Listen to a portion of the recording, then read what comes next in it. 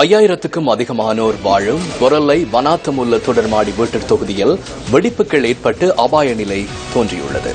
கடந்த அரசாங்கத்தினால் இந்த வீட்டு தொகுதி நிர்மாணிக்கப்பட்டு கடந்த 7 மாதங்களுக்கு முன்னர் மக்களிடம் கையளிக்கப்பட்டிருந்தமை குறிப்பிடத்தக்கது. இந்த இடம் மெட்சர உயன என்று அழைக்கப்படுகின்றது. இந்த தொடர்மாறி வீட்டு தொகுதியில் 11 மாடிகளில் 430 வீடுகள் காணப்படுகின்றன.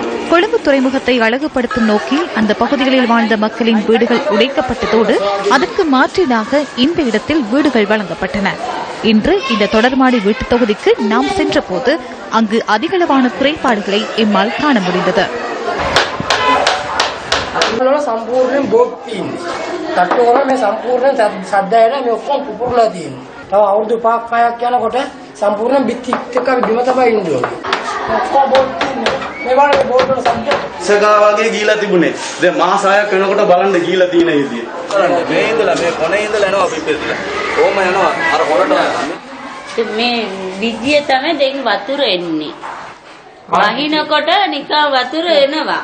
පිපිරලා ඔක්කොම පිපිරලා තමයි. වෙන මොකුත් නෙමෙයි. මෙතනින් කැල්ලා කේම පිපුණොත් මේවම කඩලා වැටෙනවානේ පල්ලයට. ළමයි මෙතන සෙල්ලම් කරනවා. එම තිස්සේම නේද?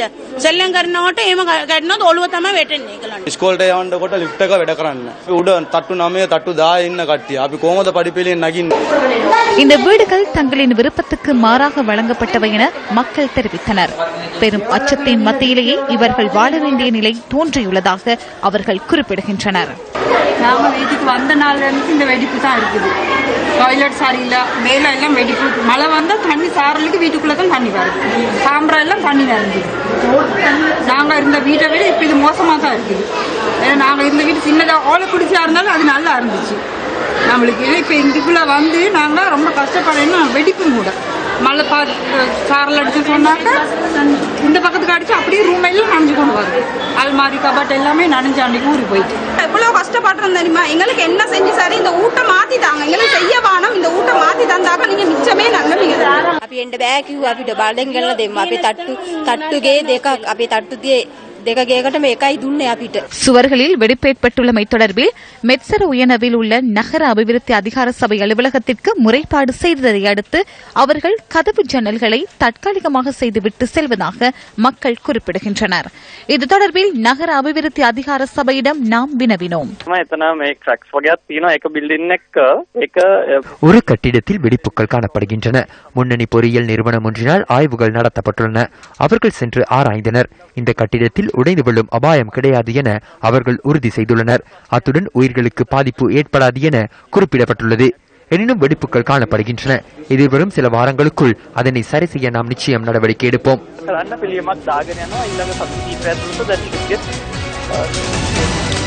இலங்கையில் தேசிய ஐக்கியத்தை ஏற்படுத்தும் தேசத்தை ஒன்றிணைக்கும் ஒற்றுமை பயணம் இன்று தென் இலங்கைக்கு சென்றுள்ளது. ஒற்றுமை பயணத்தின் 72வது நகரமான தம்பரவை வாகனத்துடன் அணி இன்றைய தினம் சென்றடைந்தது.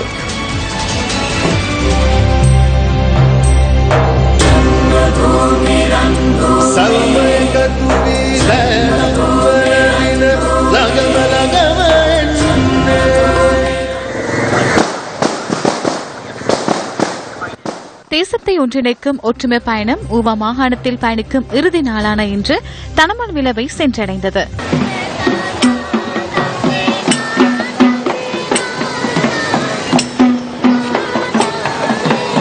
தனமல் விழா மக்கள் வாகன தொடரணிக்கு மகத்தான வரவேற்பு அளித்தனர்.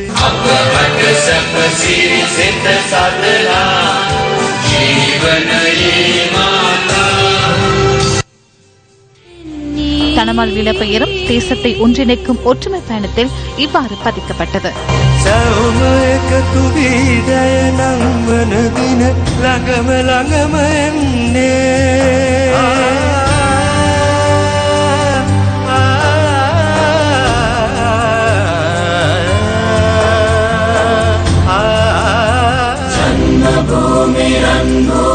இதன் பின்னர் வாகன தொடரணி ஊவா மாகாணத்தின் இறுதி நகரமான கதிர்காமத்துக்கு சென்றது.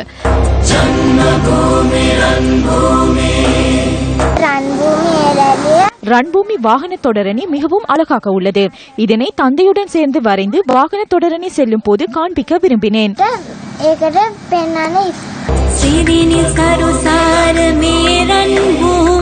नितिन पल भरित में जल भूमि मागे निज विमय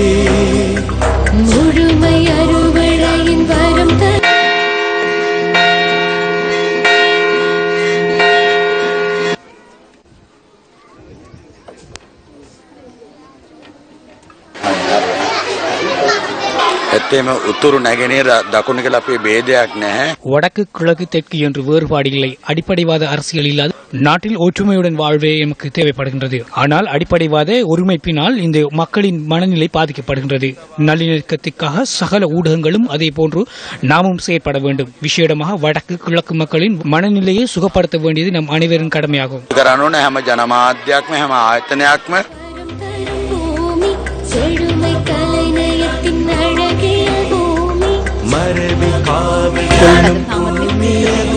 ஒற்றுமை பயணத்தில்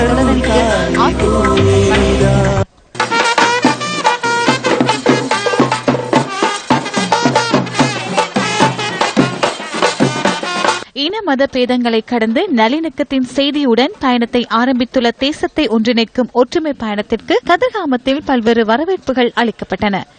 இது மிகவும் சிறந்த விடயமாகும். நாம் மிகவும் சந்தோஷமாக உள்ளோம். கதிர்காமத்தின் பெயரும் ஒற்றுமை பயணத்தின் வாகன தொடரணியில் இவ்வாறு பதிக்கப்பட்டது.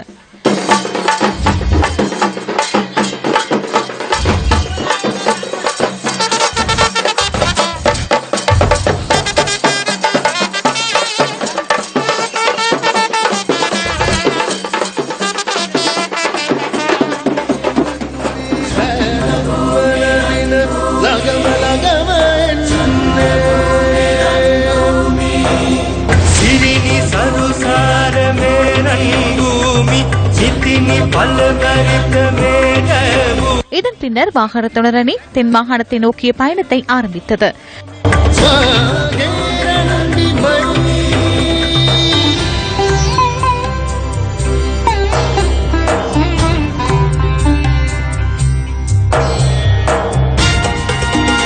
தென் மாகாணத்தின் முதலாவது நகரமான தெபரவேவை அடைந்த வாகன தொடரணிக்கு அந்த பகுதி மக்கள் அமோக வரவேற்பு அளித்தனர்.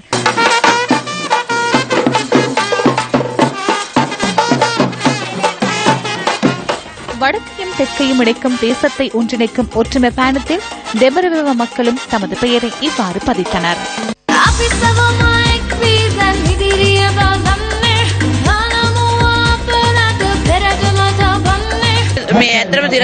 சிரச முன்னெடுக்கும் இந்த சேவையை நாம் பாராட்டுகின்றோம். சக்தி சிரச நியூஸ் ஃபர்ஸ்ட் கொழும்பு துறைமுக நகரம் மற்றும் தேசிய இளைஞர் சபைகள் மன்றம் ஆகியன இணைந்து முன்னெடுக்கும் ஒற்றுமை பயணம் நாளை வீரவில சந்தையிலிருந்து பயணத்தை ஆரம்பிக்க உள்ளது.